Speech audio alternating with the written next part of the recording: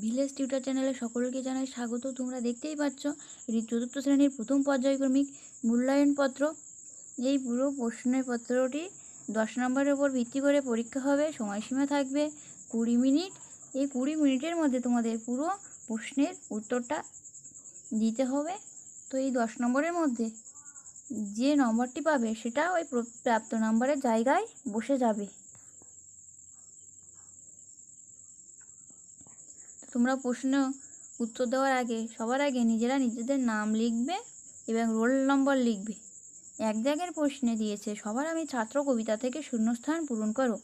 এই কবিতাটি তোমাদের আমার বাংলা বইয়ের প্রথমেই আছে সুনির্মল বসুর লেখা। ক দাগে আকাশ আমার শিক্ষা দিল উদার হতে ভাইরে। খ দাগে সূর্য আমায় মন্ত্রণা দেয়, সূর্য আমায় মন্ত্রণা দেয় আপন তেজে জ্বলতে। নদীর কাছে শিক্ষা পেলাম, নদীর কাছে শিক্ষা পেলাম আপন বেগে চলতে। দুদাগের প্রশ্নে দিয়েছে বন্ধনীর মধ্যে ঠিক উত্তরটি নিচে দাগ দাও, যে কোনো দুটি লিখবে বলেছে। তো একটা কোশ্চেনের মার্ক থাকবে হাফ, হাফ আর হাফ 1। তো দুটো প্রশ্নের লিখলে 1 নম্বর পাওয়া যাবে। তো ক দাগে তোতোচান তার বন্ধুকে বাড়িতে যাওয়া, গাছে চড়া না দোলনায় ওঠার নিমন্ত্রণ জানিয়েছিল। তোতোচান তার বন্ধুকে গাছে চড়ার নিমন্ত্রণ জানিয়েছিল। খ দাগের প্রশ্ন হজরবল হলো একটি খেলনা, বই ট্রেন বই।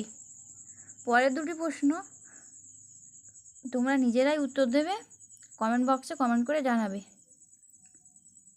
3 দাগের প্রশ্ন নিচের এলোমেলো বর্ণগুলি সাজিয়ে শব্দ তৈরি করো, যে কোনো দুটি। তো দুটি প্রশ্নের মান আছে 1। এখানেও নম্বর বিভাজন একই, একটা প্রশ্ন লিখলে হাফ করে দেবে।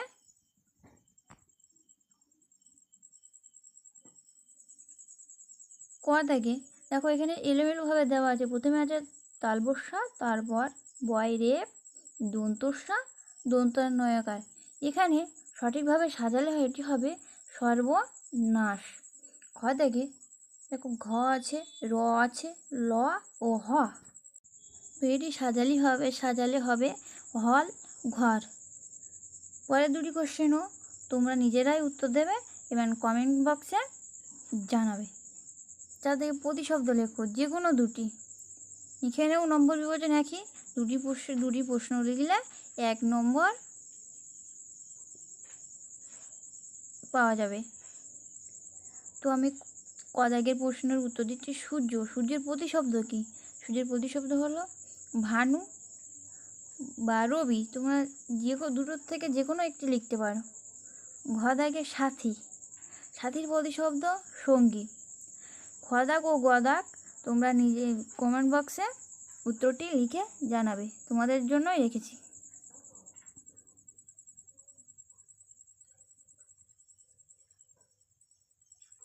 5 দাগে বিপরীত শব্দ লেখো, যে কোনো দুটি। এখানেও 1 নম্বর। ক দাগে আজের বিপরীত শব্দ কি? কাল। ঘ দাগে হেসে কেঁদে। দুটি কোশ্চেন তোমরা নিজেরাই উত্তর দেবে। 6 দাগে বাক্য রচনা করো, যে কোনো দুটি।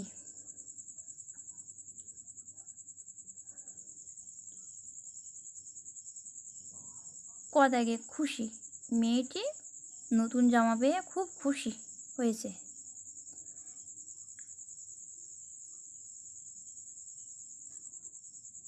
ঘ কলকাতায় অনেক অলিগলি আছে।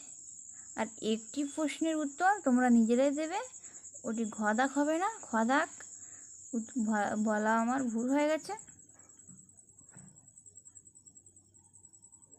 এবার 7 দাগের কোশ্চেন একটি বাক্যে উত্তর দাও।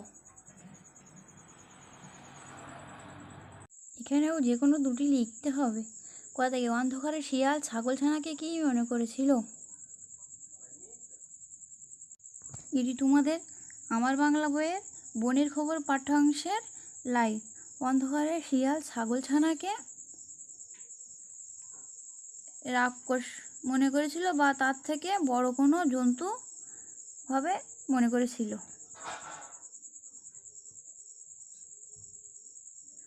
দাগের প্রশ্ন, বনভোজন কবিতাটিতে কজন মেয়ের কথা বলা হয়েছে এবং তাদের নাম লেখো।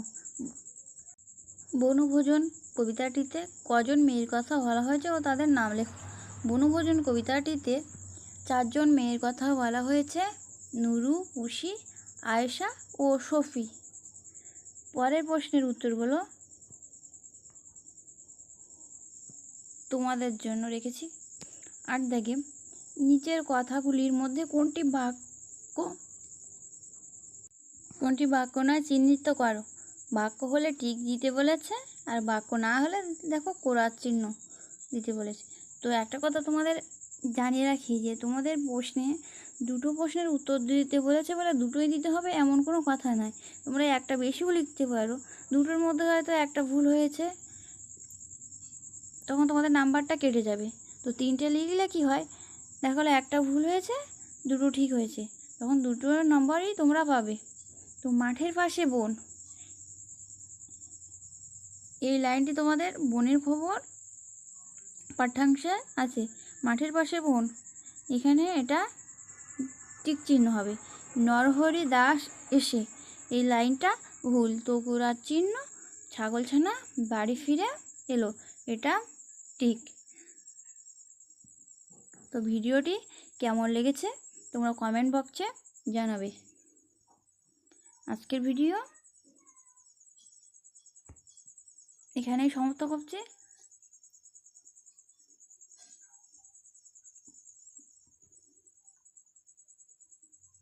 আজকের আলোচনাটি এইখানেই সমাপ্ত। পরে আবার অন্য কোনো টপিক নিয়ে আবারও চলে আসবো।